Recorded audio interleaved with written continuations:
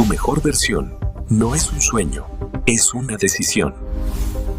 Bienvenidas y bienvenidos a esta exploración.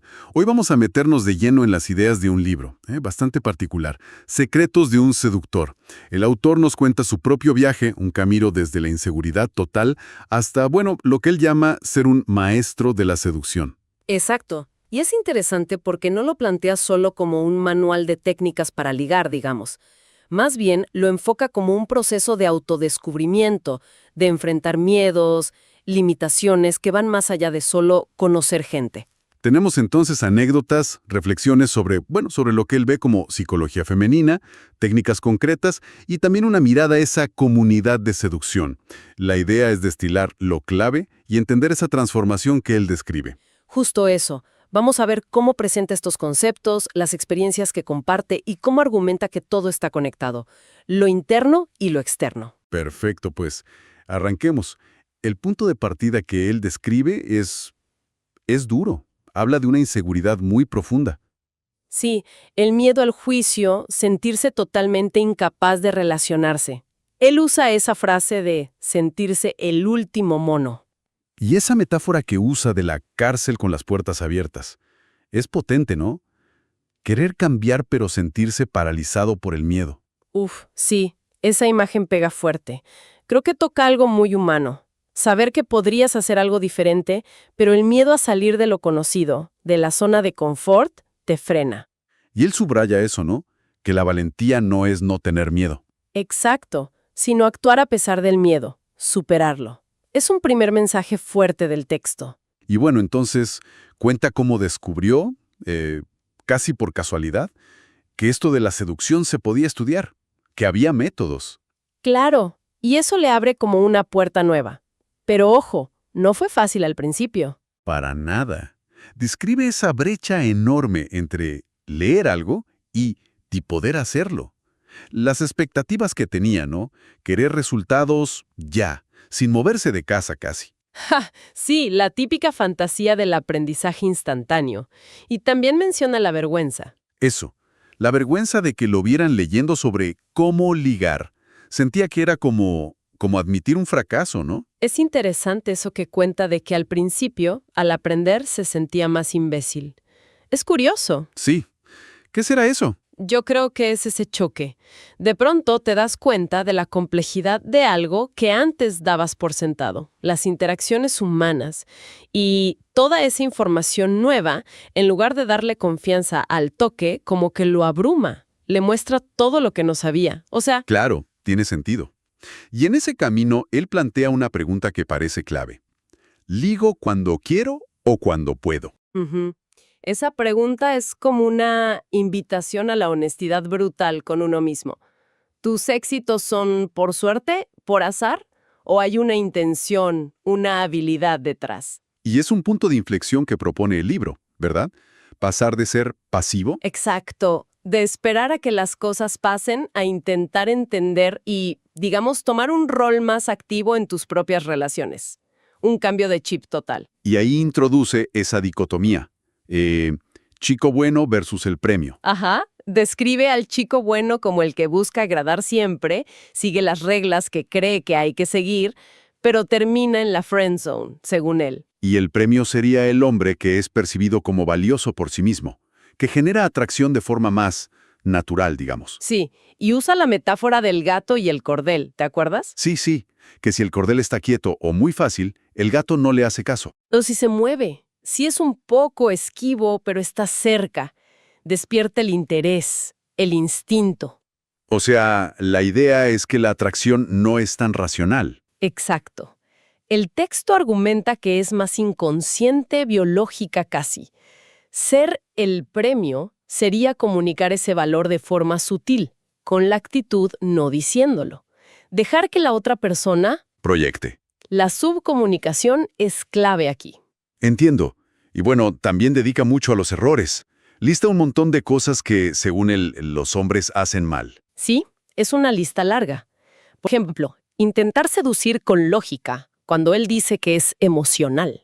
O buscar aprobación todo el tiempo. Eso lo recalca mucho. También intentar comprar el afecto, ¿no? Con regalos, invitaciones, como si se pudiera negociar así. Mostrar las intenciones demasiado rápido.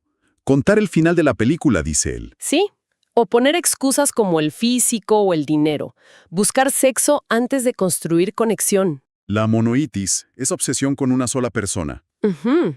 Esperar que la mujer siempre inicie, o simplemente no entender cómo funciona el juego, como él lo llama, O sea, el argumento central es que el rechazo muchas veces no es por cómo te ves. sino por cómo actúas, por esas conductas que según él comunican necesidad, inseguridad o simplemente desconocimiento de la dinámica. Evitar esos errores, dice, ya mejora mucho las cosas. Vale, entonces todo apunta al comportamiento y lo que comunica.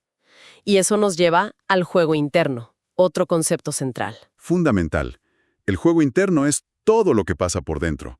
Miedos, creencias, autoestima, cómo manejas tus emociones. El libro insiste en que eso es la base, lo que realmente se transmite más allá de las palabras. Claro, dice que no puedes construir la casa por el tejado. Las técnicas, los abridores, no sirven si por dentro estás lleno de inseguridad o necesidad. Y menciona dos grandes enemigos internos. Sí, el miedo, que te paraliza, y la necesidad, esa sensación de carencia que te hace actuar de forma, contraproducente.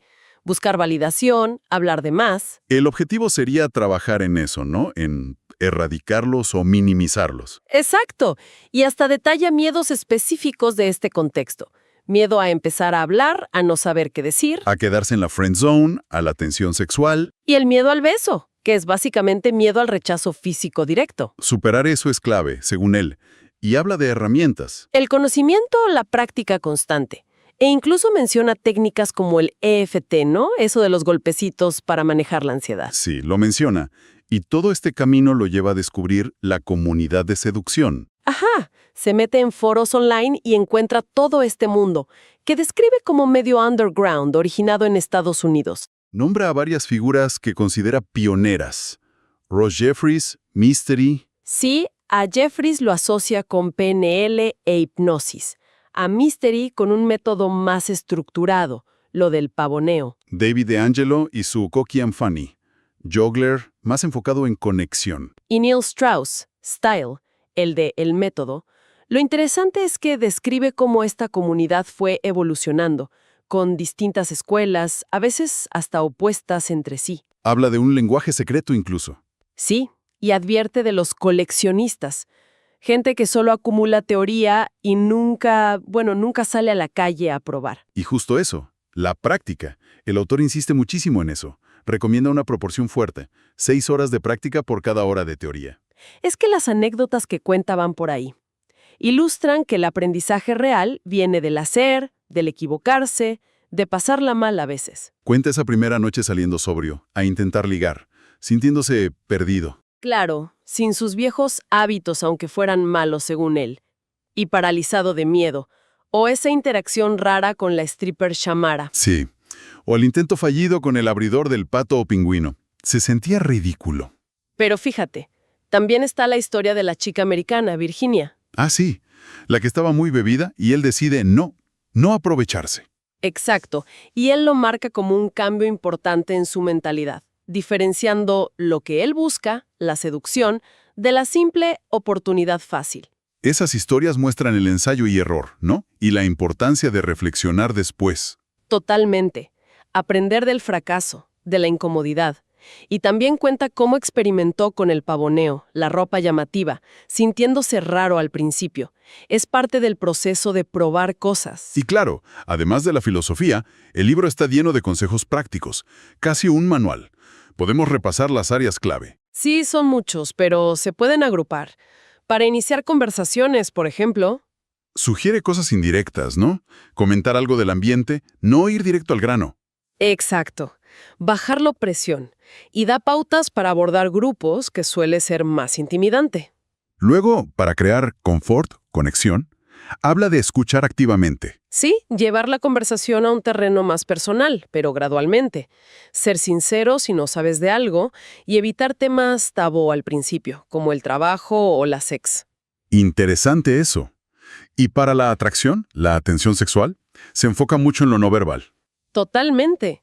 Leer las señales que él interpreta como interés, miradas, sonrisas, postura, y también proyectar confianza con tu propio cuerpo. Ahí entra el quino.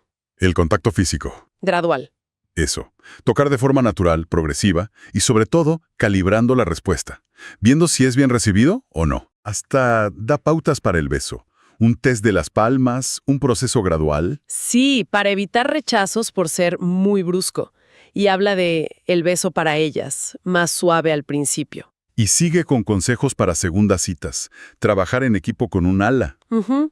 La importancia de tener un buen compañero, con reglas claras para apoyarse sin competir. Toca PNL, juegos psicológicos como el campo de fresas. Sí, que lo presenta como una forma indirecta de tantear ciertas cosas. Y mucho sobre manejar el estado emocional. Calentar antes de entrar al lugar, relajarse, evitar el alcohol como muleta. Y la presencia, claro. Postura, hablar tranquilo, disfrutar el momento. En resumen, es como un mapa de ruta para la interacción. Sí, y los principios que se repiten son calibrar siempre, gestionar tu propio estado, comunicar de forma indirecta y sugerente, y sobre todo, practicar, practicar y practicar hasta que se vuelva natural. Y lo que me parece muy potente es cómo él conecta todo esto con cambios más grandes en su vida. No se queda solo en ligar. Exacto. Cuenta que dejó su trabajo de maestro, probó otras cosas, se metió en proyectos creativos, hizo una web, Aprendió diseño, fotografía. ayudó a amigos. Sí, el libro presenta la seducción como un catalizador. Argumenta que la confianza, las habilidades sociales, el manejo del rechazo, la proactividad, todo eso se transfiere a otras áreas. O sea, como un camino de crecimiento personal más amplio. Justo, lo vincula a tomar las riendas de tu vida, superar miedos en general, ser más emprendedor. Es una perspectiva, fascinante. Presenta la seducción como una habilidad que se aprende, basada en entender dinámicas sociales y psicológicas. Según su interpretación, claro. Claro, según su interpretación. Y sobre todo, en un trabajo interno muy profundo sobre miedos, autoestima, actitud. Ese parece ser el mensaje central, ¿no? El cambio externo necesita sí o sí un cambio interno. Mucho énfasis en la práctica, aprender de los errores y buscar una autenticidad, aunque parta de técnicas al principio. Una transformación real, dice él, no solo en las relaciones, sino como persona. Exacto. Va más allá del objetivo inicial. Y nos deja pensando.